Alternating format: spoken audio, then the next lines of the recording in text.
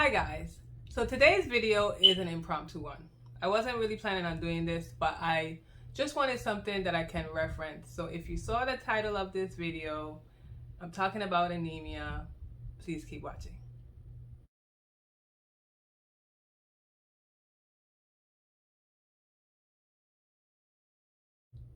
Hi guys, Tamika here. Welcome or welcome back. In today's video, we will be discussing anemia, which, like I said, is something that I wasn't really planning on talking about, but I want something to reference for myself. And I think it can also help you guys because I know there are a lot of people out there who are anemic, or at least a lot of women out there who are anemic, and this can probably help them. So in today's video, I'm going to be discussing what anemia is. I'm going to be discussing my personal information as far as my levels, my symptoms, and what I'm trying to do to bring up my levels so that I would not be anemic anymore. If you haven't subscribed already, please do subscribe.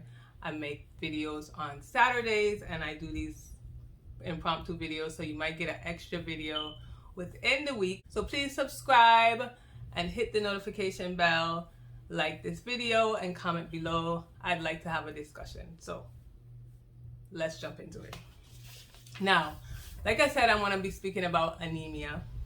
I am anemic and many people happen to be anemic as well. So let's just get out the definition of anemia if you're just not sure what it is. Anemia is a condition in which you lack enough healthy red blood cells to carry adequate oxygen to your body's tissues. Now, oxygen in your body is very, very important. I think you would already know that. And if you are lacking enough red blood cells to carry that oxygen, it can affect, excuse me, so many other things in your body. So, your body needs oxygen, and if you don't have enough oxygen, then other things could start to go wrong with you, and I'll get into a little bit more of that later. But that's basically what anemia is. So I am anemic, and how I became anemic, because there are different ways that you can become anemic, but the way I became anemic is because I have heavy menstrual cycles. And so I haven't always had heavy menstrual cycles, but like I said, maybe the past 3 years, 2 to 3 years, they have been heavy and I've been bleeding a lot, which has then made me anemic. I think I know pretty much where the heavy bleeding has been coming from, which I also have fibroids, which is something different that can contribute to the heavy bleedings during your menstrual cycles. We can discuss fibroids if you would like, because that's another condition that many women have, especially many African American women have, and some just expect to have it. They don't do anything. They, just live with it. And although I have not found, I'm trying to continue to find a way to maybe shrink the fibroids without having to do surgery and all these other things. But that's another condition that can affect women. But as far as anemia is concerned, that's how I became anemic. My cycles have been heavy, and so I'm bleeding more than the average woman, and that has made me anemic. I've had several blood tests done. I actually work for an OBGYN, and so I've had several blood tests done, and my blood level, which my HGB, my hemoglobin, and your red blood cells count, that's the two factors that you would look for in your blood count. And mine right now, currently, I guess I would say, because this lab that I'm looking at is from January of 2022. So currently my HGB is a 9.5, which it needs to be a 12, between a 12 and a 16, according to the reference of my laboratory that I went to. And my red blood cells is a 4.18, which it needs to be a 4.2 to a 5.4. Now, each laboratory has their own reference. So I might go to another laboratory and it says my hemoglobin is a 10, and their reference might be different, but they would tell you the reference, so then you would know whether you're low or high according to their reference. But if you know a 9.5 is not extremely low, but it's low enough. At a time, my hemoglobin was, I think the lowest it has been is a 8.5. And within this whole time, the highest it has been is an 11. So it's been fluctuating. I have been trying to do other things to control the bleeding. But as far as the anemia, I have been taking this supplement here, which is called SS Tonic. I'm not sponsored. I'm not recommending. I'm just showing you what I have been taking. And it's a liquid. They have a smaller bottle. I try and get the biggest bottle because I'm not really trying to, keep buying it over and over again. You take 3 tablespoons a day. And so this is what I have been taking to try to build up my iron. I'm not going to say it's bad. And it did actually help. When I was taking it consistently every single day, it actually helped. So that was at the time when my hemoglobin was, I think it was a 8.5. And I was taking it every day consistently. And it went up to a 11, I think it was.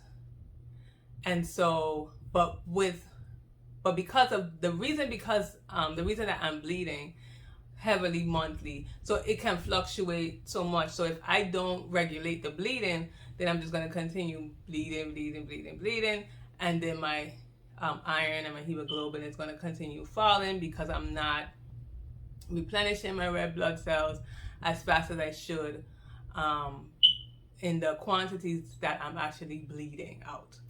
So I kind of fell off on doing the SS Tonic, and I've been trying to look for things to help me. And so I found something else that I'm going to come to soon, but I first want to talk about my symptoms. So the symptoms that I've had so far, well, to the beginning, when it was really bad, I passed out maybe once. I was getting dizzy spells. That was something that was going on. Thank God that doesn't happen right now, and it hasn't happened in about a year, but that was really something. But currently, and maybe I can say maybe in the past 6 months or so, my nails are very fragile. So they're very soft. My nails usually grow, like I don't have to wear acrylics, I don't have to put anything on them. My nails usually grow pretty long, and then after they get to a certain point, they may break off. But because of this whole anemic thing, my nails have not been as sturdy as they were in the past. One of the other things is my hair.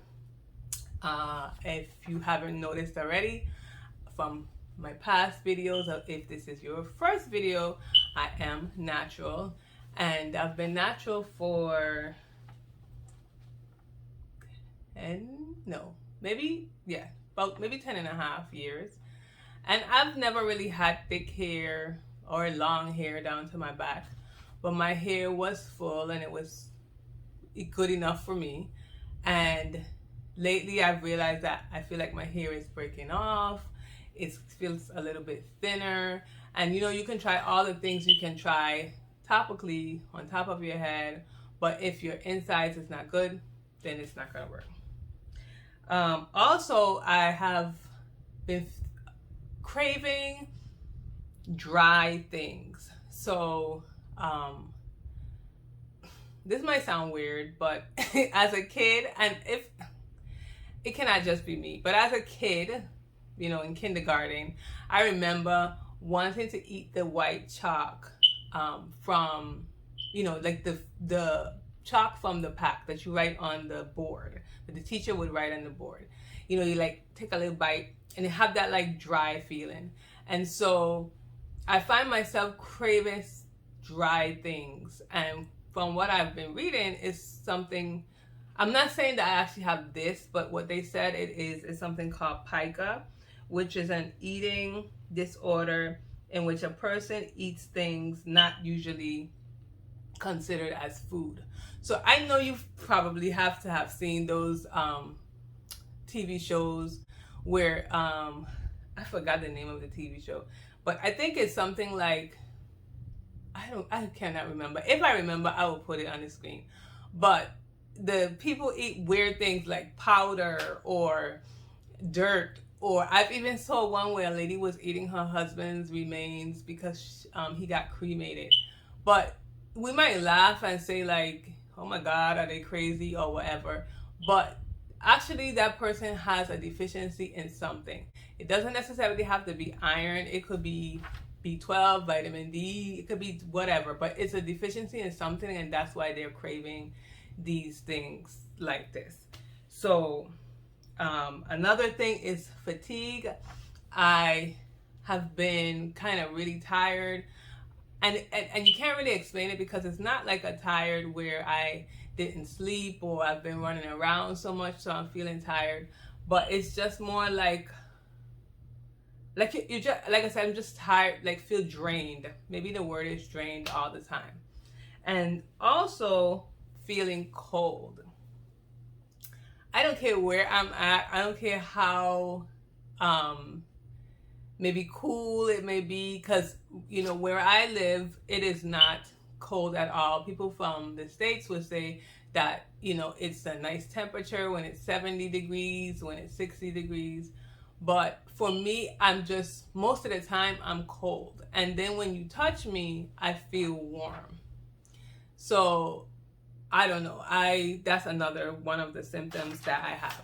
So what I have been looking at, I have been trying to do research, see what I can come up with, and I've been looking on YouTube and I've seen this thing here. Hope it comes in clearly. And it's called Megafood's Blood Builder. And I did some research. I decided that I was going to take it. This one is a 90-day supplies. For me, when I do something, I do it big. Like I'm not doing this 30-day supply, because although in 30 days you might be able to feel something, but I feel like 3 months is a good time to actually see if something is working. So I got the 90-day supply. I'll put the amount that I paid for it on the screen. I think it might have been $30-something. I got it from Amazon, and I've been taking it for about a week now, and today is March the 18th of 2022. So just for my record, I'm saying that because I want to see what's gonna happen when I finish the pills. I would like to come back on and let you guys know how it's been working, what's been happening. But just as a sneak peek for you guys, I kind of feel like it's working already now. I know that you can't, in a week's time, it cannot be working that fast. But to be honest with you, I feel the main thing that I think is happening to me is the fatigue. I am usually, like I said, tired. I would go to sleep 10:30. I get up, or supposed to get up, because I set my alarm early. I'm a morning person. And before, I used to be able to get up at 5 o'clock, get out the bed, do what I have to do, get ready for work, and then go to work for 9. But now, or back then, maybe last week before I started to take these things, it was so hard for me to get up. I don't care how much sleep I had, it was so hard for me to get up. But I've noticed this week that passed, we're on Friday now, I've actually gotten up between 5 and 5:30 without a problem, without feeling so drained and having to really force myself to get up.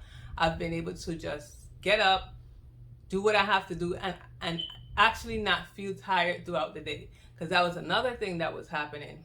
Even if I was feeling tired in the morning, but I got up, and not even early, maybe 6:37, I still felt tired throughout the day. So maybe around 3 o'clock or so, I would start to feel tired again. And I don't do heavy work or running around or anything like that. But I still was feeling very, very tired. So that's one of the things that I noticed. So not to make this video too long, it's just to say that I am going to try and do some follow-ups. Maybe, I don't know if I'm going to wait till 3 months to do another video, or I might just wait till a month.